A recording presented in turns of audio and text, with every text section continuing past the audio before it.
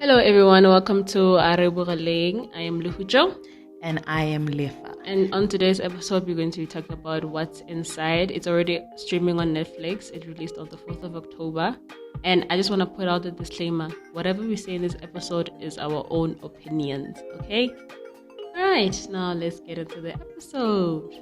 Yeah, and if you haven't watched the movie yet, please pause here because we're going to start talking about it in great detail, so that will be a lot of spoilers. Yes. This is like your last chance. Pause here. Okay, let's go. Alright, so the synopsis is a pre-wedding reunion descends into a psychological nightmare for a group of college friends when a surprise guest arrives with a mysterious suitcase that starts to tear the group apart. Yeah, very creepy. I'll start with what I really enjoyed about this movie. It kind of reminded me of sort of like the new age of, directors that are going into the horror space where they're trying different things with horror. So it reminded me of things like Bodies, that starred Amandla Stenberg and Pete Davidson. I think it's such a punchy sort of movie, like it's sort of like quick in and out, and you can already see that there's a couple of tensions sort of going around, how these people interact with each other, how these people are sort of self-conscious around each other even though they're friends. So that's like one of the first things that I sort of enjoyed about it. Its pacing reminds me of what do you call this? Dream scenario, how dream scenario actually got to the point immediately. With this one, it got to the point immediately where the character Forbes arrived. Now, if we get into characters, I'll say that the opening scene with Shelby and her boyfriend Cyrus, we already get the kind of dynamic of that, like their relationship is not great and how they always try to find something to make it work when Cyrus is busy, I don't know, simping over Nikki, who's one of the friends in the group. Yeah.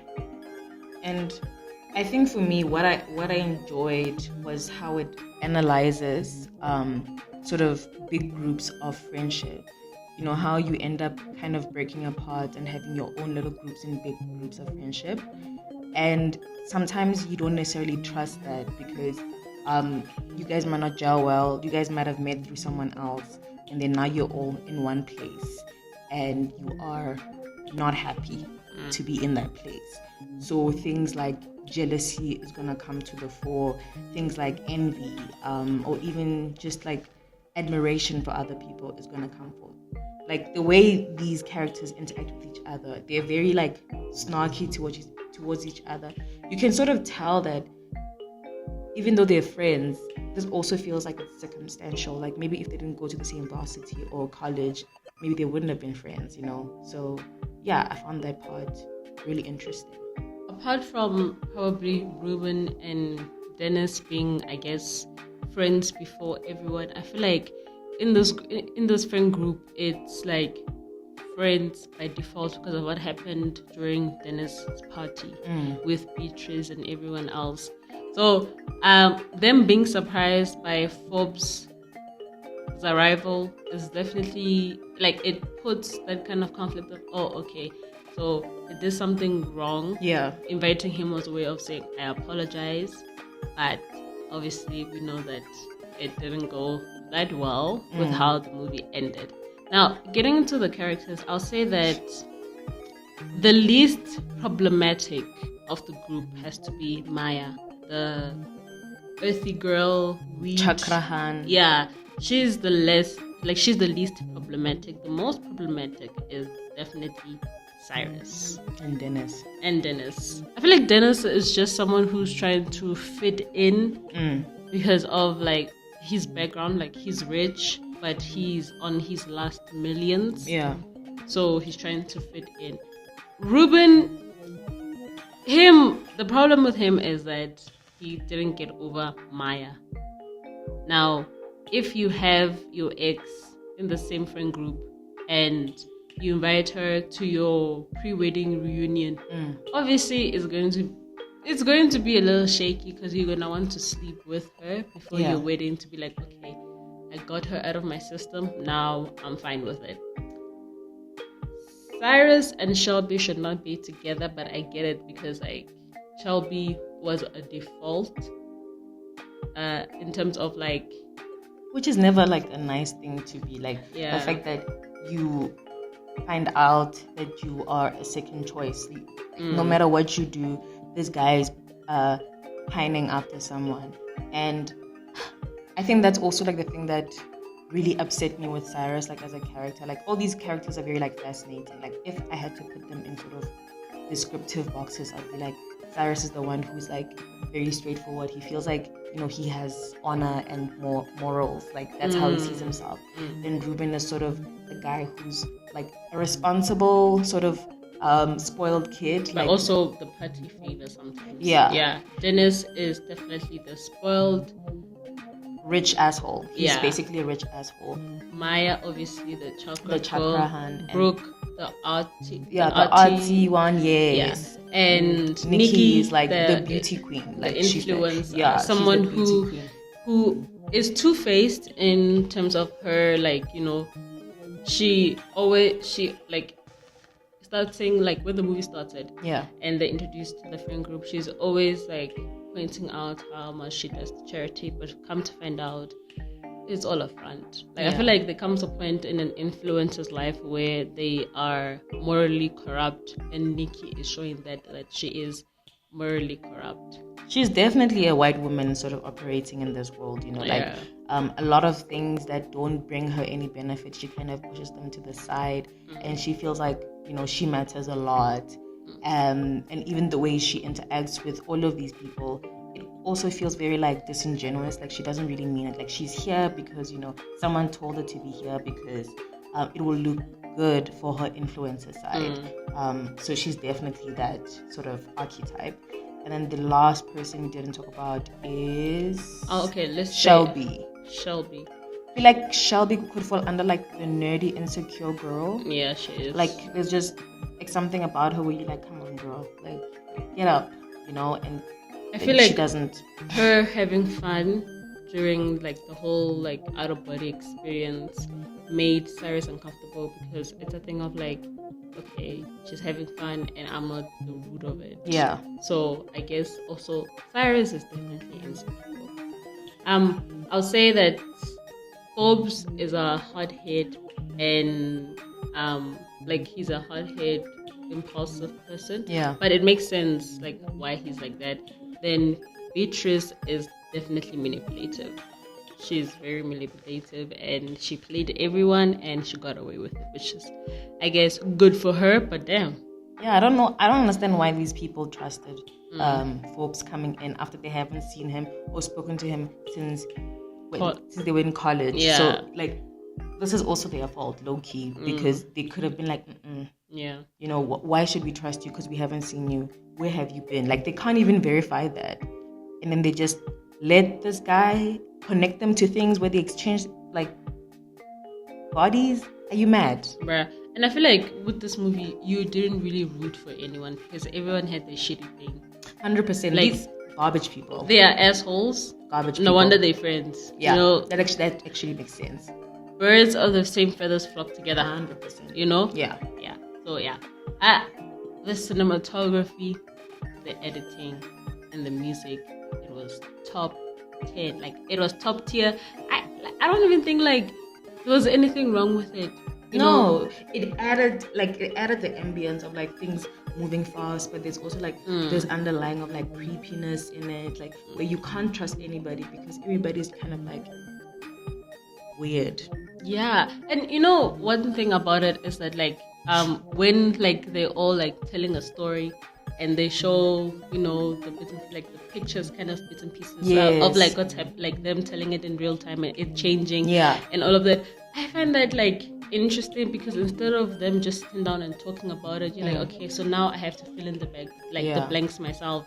Like having that visual helped the story like become more interesting because you're like, oh, okay, there's this aspect of it where you're like, oh, okay, so this is how you want to tell the story. Like even like they made a flashback and a scenario scene more interesting because when they were talking about how was that when Ruben and Brooke died, then they were talking about like who is gonna go to whose body, but that's when like shit hit the fan with Shelby not wanting to leave Nikki's body and all of that.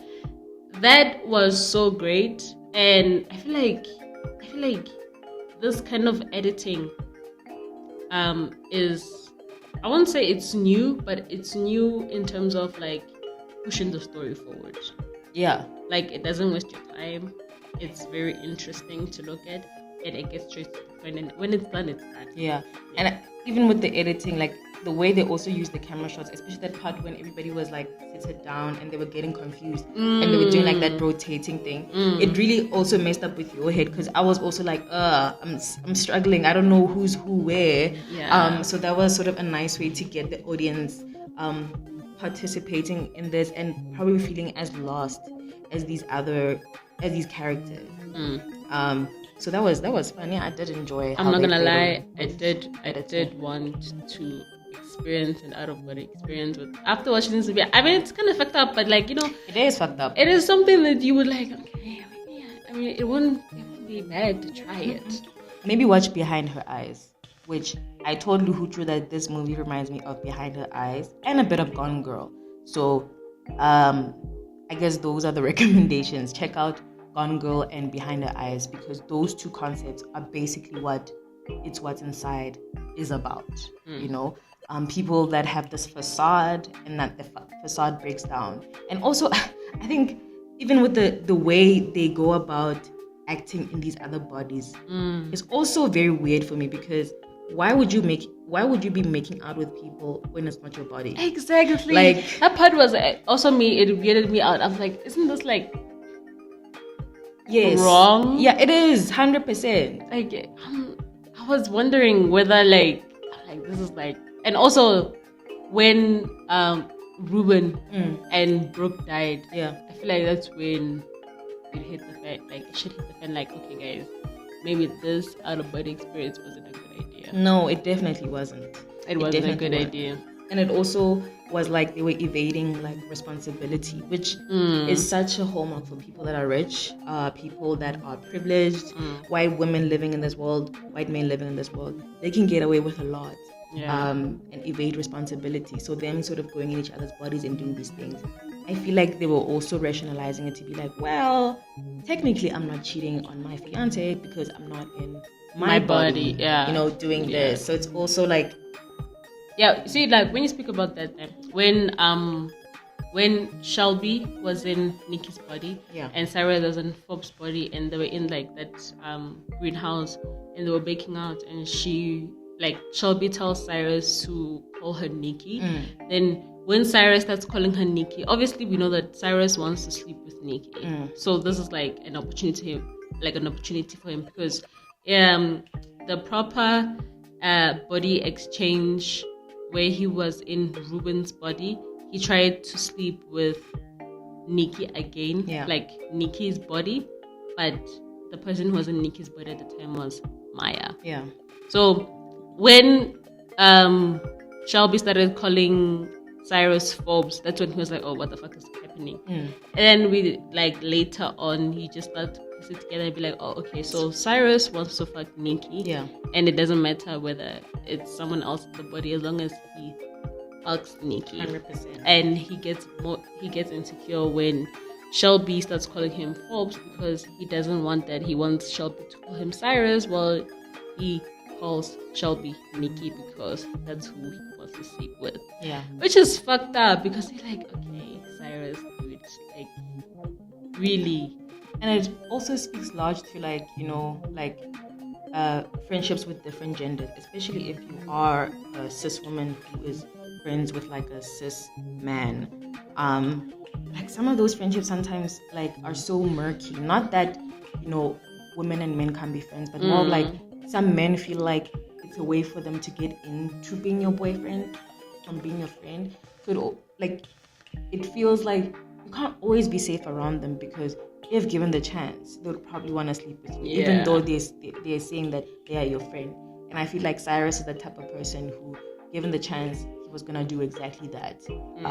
Really messed up shit. I mean, he got a lot of choices, but both times he got interrupted. Yeah. I wonder why.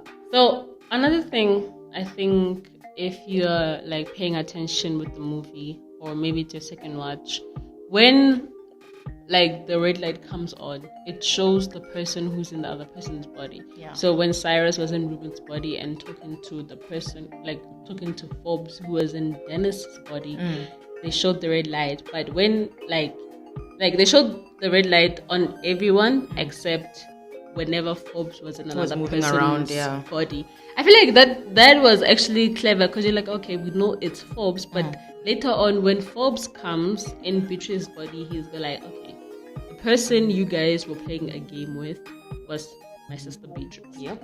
And like that thing, it's small, but like it's very significant in like the story, because like, oh shit, this is the plot twist. Yeah, this is the plot twist. That's the fucking plot twist where you're like, oh, okay, wow. It's smart, it's smart, because you're like, okay, we know who's in that person's body. It's fucking Forbes. Yeah. But it wasn't. It was fucking Beatrice. Yeah, and she got her lick back, which I appreciate, because that's why I made the Gone Girl comparison. These women that are wronged, and then they're like, okay, I'm gonna make this person's life as miserable as possible, and I support that, because this person made your life as miserable as possible, and then also ruined your brother's life. So why not fuck up that weekend? So I appreciate, big ups to her. Yeah. She was a little bit crazy, but you know what, Beatrice, I support you, girl. Yeah. Another person who also got her leg back, but I'm sure like she was a little bit unhappy with the body she ended with, was definitely Shelby. Yeah. Like, she wasn't happy that she ended in her own body, but she was happy to be rid of Cyrus. Yeah. And I think Cyrus going to jail is like chef's kiss. Chef's kiss. Chef's kiss. Stay there. Think about your life. Bruh, I honestly, this movie is like, is a rewatchable movie. Yeah, I watched it like twice, and yeah, I had fun. I think I'll probably add it to my list again to watch it again, because it's topical, and it's such a fun watch, and just the way, like you said, they go about with their editing and cinematography makes it very like fun. Is the best way I can describe it. Like, it's just like a couple of bouncing around, so that's cool. With horror movies where the setting is a house and a group of friends, it's always like cliche. It's predictable. They're gonna die.